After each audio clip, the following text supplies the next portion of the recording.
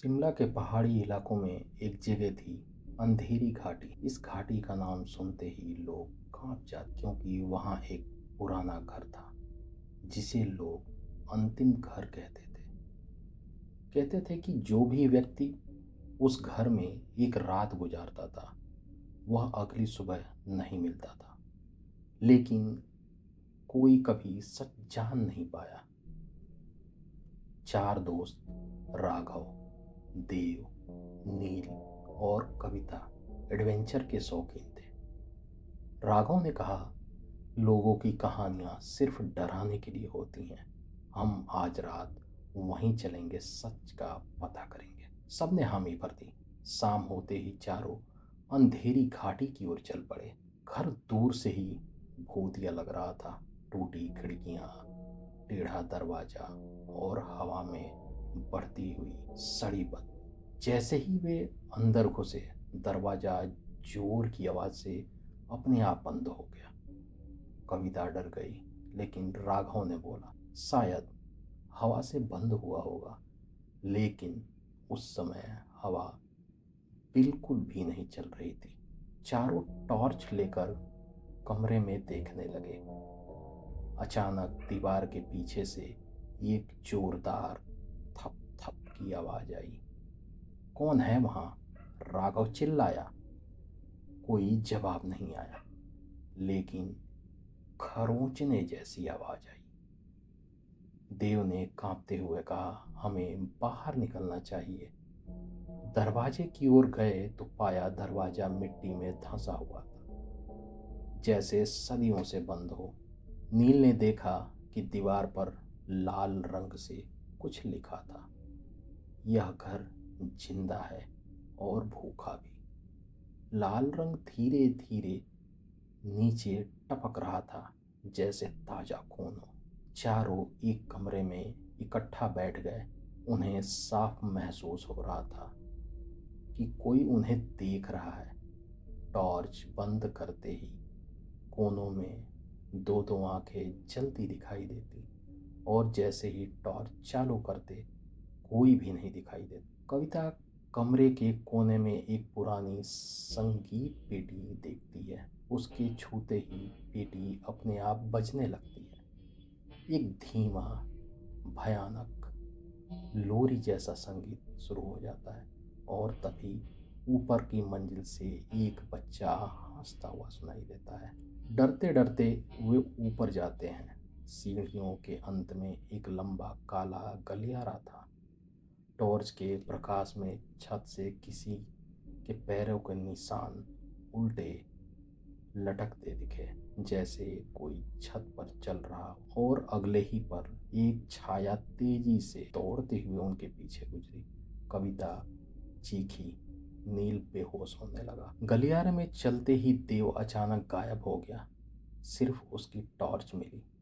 जमीन पर हल्के हल्के घसीटने के निशान थे। राघव चिल्लाया, देव कहाँ हो? लेकिन जवाब में सिर्फ महिला की कराह आई। आखिरकार वे सबसे बड़े कमरे में पहुंचे। कमरे के बीचों बीच एक बड़ा काला पालना रखा था, और उसमें देव का शरीर, पर उसकी आंखें पूरी तरह सफेद हो चुकी थी। देव अचानक उठकर बोला, तुम्हें यहाँ नहीं आना चाहिए था। उसकी आवाज उसकी थी ही नहीं, किसी और की थी, किसी बहुत ही पुरानी महिला की। फिर वह दिखाई दी, एक बूढ़ी, लंबी, बहुत पतली और झुकी हुई चुड़ैल। उसका शरीर आधा सड़ा हुआ, बाल घुटनों तक, और आंखें पूरी काली। वह फुसफुसाई, इस घर में आए लोग कभी वापस नहीं जाते। राघव ने एक खिड़की तोड़ी और तीनों, राघव, कविता, नील, किसी तरह छलांग लगाकर बाहर आ गए। लेकिन चुड़ैल खिड़की पर पीछा कर आई और बोली, अगली रात तीनों वापस आओगे। और तभी पूरा घर हिलने लगा, जैसे अंदर कोई राक्षस जाग गया हो। गांव वाले वहां पहुंचे तो देखा घर पूरी तरह शांत था, जैसे कभी कुछ हुआ ही नहीं। लेकिन जमीन पर एक कागज पड़ा था, पहला पूरा हो गया, अब बाकी 3 कर्ज बाकी है। कागज पर देव का नाम खून से काटा हुआ था। राघव, कविता और नील गांव से भाग गए, लेकिन कहते हैं कि जिस रात वे बचकर आए, उनके घर के बाहर रोज रात 3 बजे कोई 3 बार दरवाजा खटखटाता है। ठक ठक ठक, लौट आओ। राघव, कविता और नील उस रात किसी तरह जान बचाकर बाहर तो आ गए, लेकिन चुड़ैल का वो आखिरी वाक्य उनकी आत्मा में गूंज रहा था। अगली रात तीनों वापस आओगे। पहली रात तीनों घर पहुंच गए, लेकिन 3 बजे ठक ठक ठक, दरवाजे पर वही आवाज। राघव ने हिम्मत जुटाकर दरवाजा खोला। बाहर कोई नहीं था, लेकिन जमीन पर वही खून से लिखा कागज पड़ा था। दूसरी रात पहला हिसाब। कविता डर के मारे रोने लगी। उन्हें समझ आ गया था यह पीछा खत्म नहीं होने वाला। दूसरी रात को नील की तबीयत खराब होने लगी। उसे ऐसा लग रहा था जैसे कोई उसकी गर्दन दबा रहा हो। अचानक उसकी पीठ पर लंबे खरोंच के निशान खुद ब खुद बन गए और हवेली की चुड़ैल की घुटी हुई आवाज पूरे कमरे में गूंजी। एक कर्ज का समय आ गया है। नील का शरीर हवा में उठा और कमरे की छत से टकराकर नीचे गिरा। वह बेहोश हो गया। जब उसे होश आया, उसके हाथ में खून से लिखा हुआ शब्द था, वापस आओ। अब तीनों को समझ आया कि जितना दूर भागोगे चुड़ैल उतना ही करीब आएगी। तीनों ने आखिर फैसला किया, भागने से बेहतर है कि चुड़ैल का सामना किया जाए। अगले ही दिन वो फिर से उसी घाटी के रास्ते चल पड़े।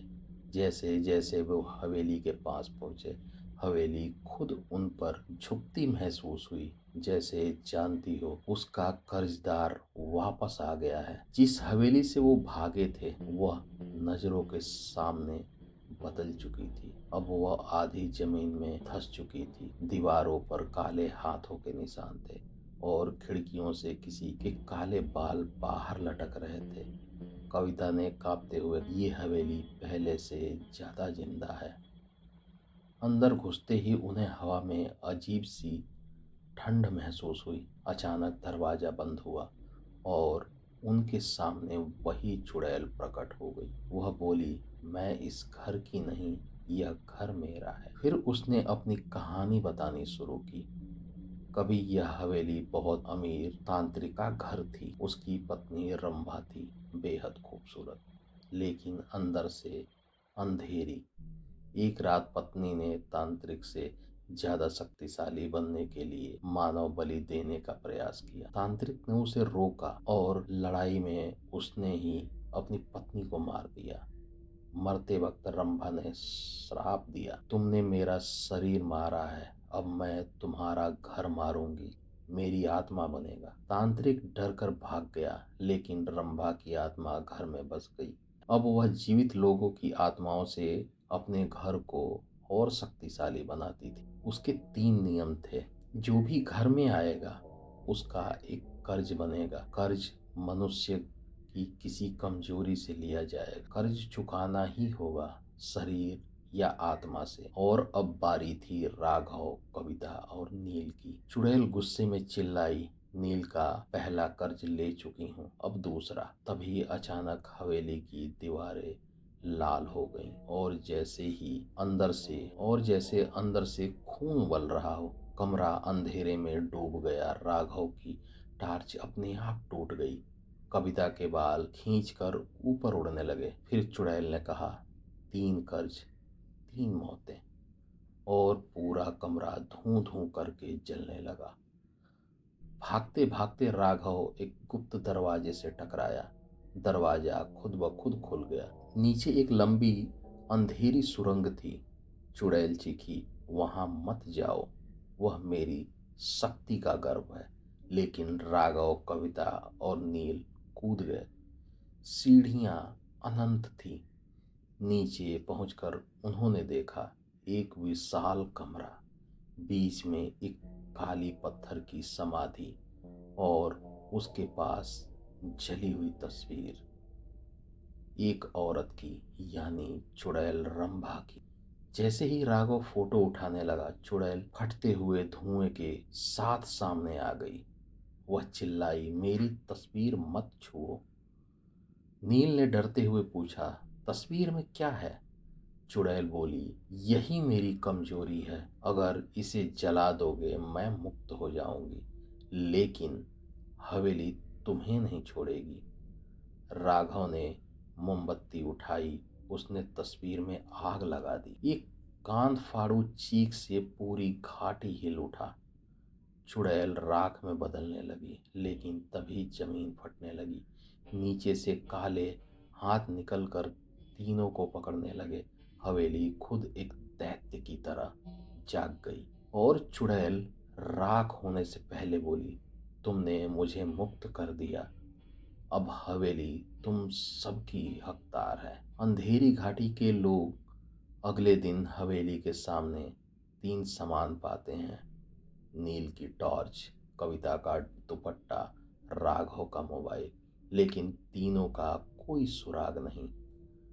हवेली की खिड़कियों से अब तीन नई परछाइयां दिखती हैं, जो शायद हवेली में नए कैदी हैं। और रात 3 बजे अब दरवाजा खटखटाने की आवाज गांव के बाहर घर में सुनाई देती। ठक ठक, कर्ज अभी बाकी है। राघव, नील और कविता अब हवेली में कैद हो चुके। उनके जाने के बाद गांव की हवा बदलने लगी थी। शाम के बाद कुत्ते भौंकना बंद कर देते थे, पेड़ों की पत्तियां बिना हवा के भी हिलती थी, और रात 3 बजे हर घर दरवाजे पर वही आवाज, ठक ठक ठक। गांव के सबसे बूढ़े आदमी पुरोहित दयानाथ जी एक रात बुलंद आवाज में बोले, ये हवेली सिर्फ भूतिया नहीं, ये जिंदा है, और अब ये गांव को निगलने आई है। एक रात गांव के बीच वाले कुएं से काले धुएं का बवंडर उठा। उस धुएं के साथ तीन परछाइयां दिखी, राघव, कविता और नील, लेकिन वे मनुष्य नहीं लग रहे थे। उनकी आंखें पूरी काली थीं, चेहरे पर कोई भाव नहीं, और तीनों एक ही बात कह रहे थे, वापस चलो, हवेली बुला रही है। गांव वाले भागने लगे, लेकिन धुआं उनके पीछे पीछे गांव में फैलने लगा। जो भी उस धुएं को छूता वह कुछ मिनट में बेहोश होकर गिर जाता, और उनके शरीर पर लाल निशान उभरने लगते, जैसे कोई अदृश्य उंगली उन्हें छू रही हो। दयानाथ जी ने घर के भीतर से ही एक पुरानी लोहे की पेटी निकाली, जिस पर लिखा था, रंभा की मुक्ति का आधा मंत्र। उन्होंने कांपते हुए कहा, चुड़ैल पूरी तरह मरी नहीं, हमने उसकी तस्वीर जलाकर उसकी आत्मा को मुक्त किया, लेकिन हवेली को नहीं। नील, राघव और कविता तीनों अब हवेली के दास थे। दयानाथ बोले, हवेली का मालिक उसका पति था, वही तांत्रिक, उसकी आत्मा वहीं बंद है। जब तक उसे मुक्त नहीं करते हवेली को रोका नहीं जा सकता।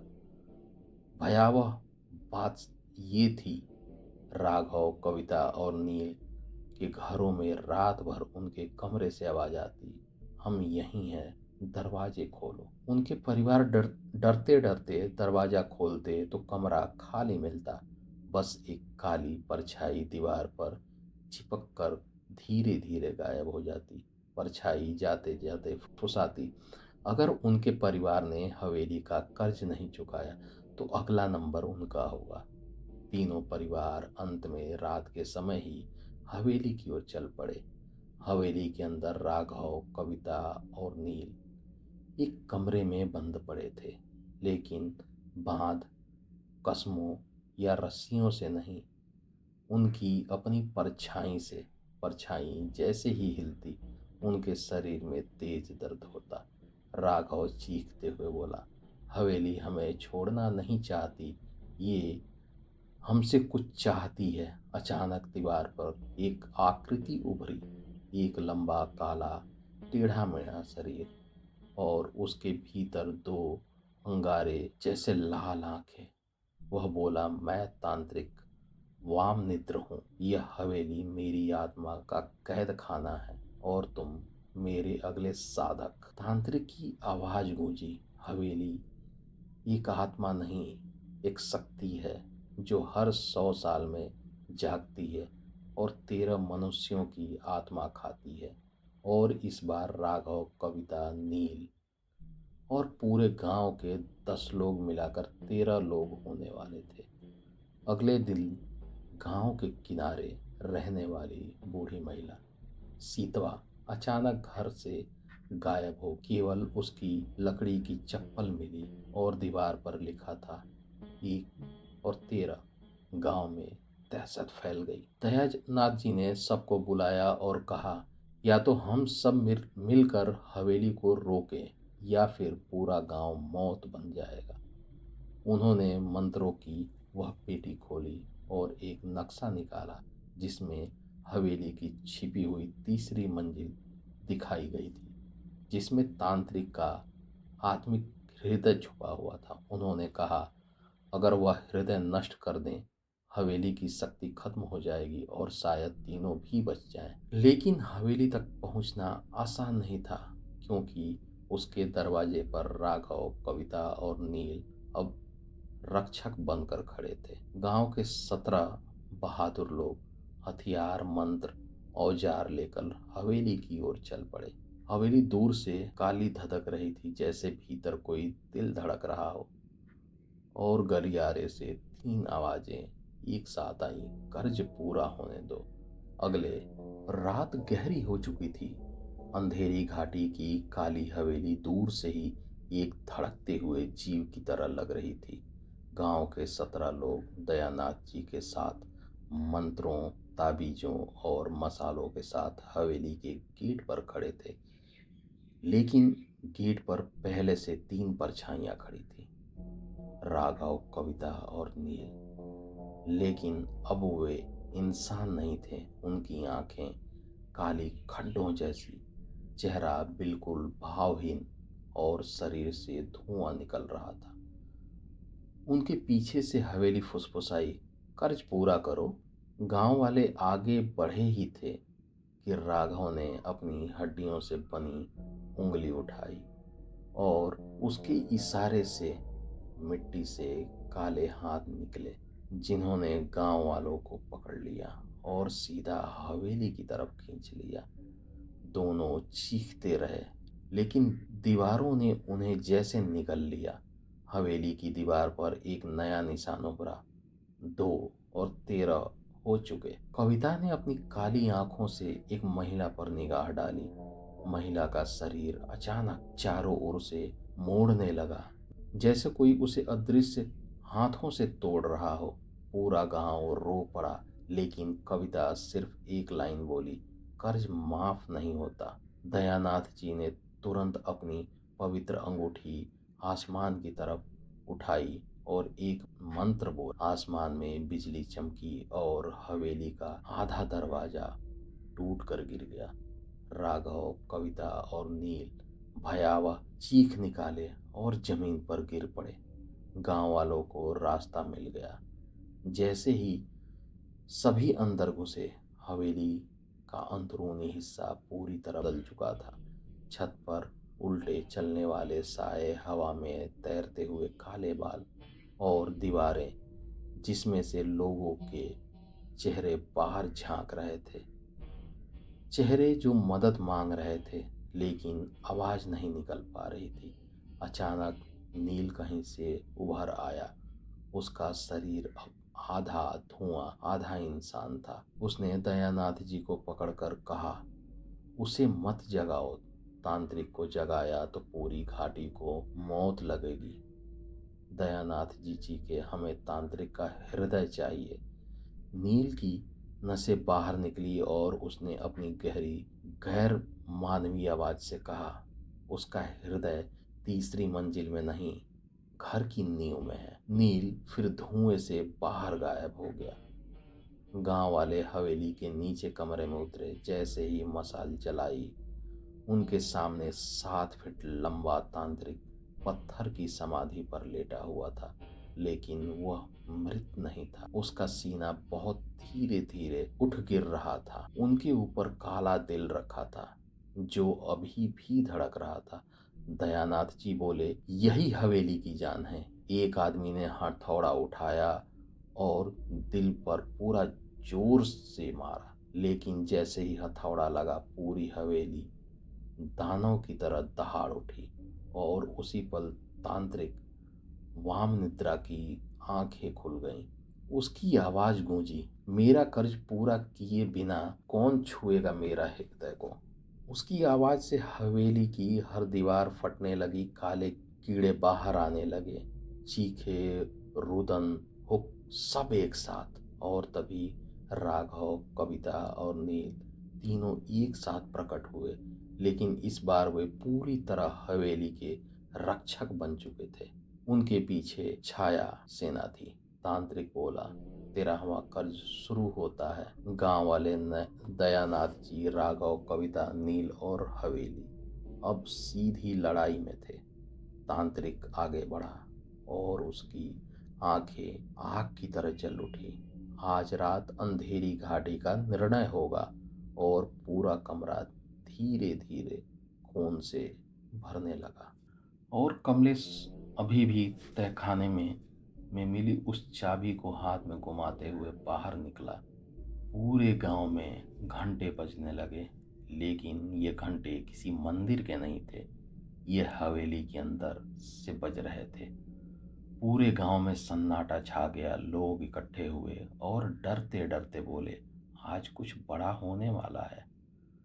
सालों से गांव में चर्चित एक नाम था, तांत्रिक रुद्रनाथ। कहते थे सिर्फ बहुत बड़े संकट में ही आता था।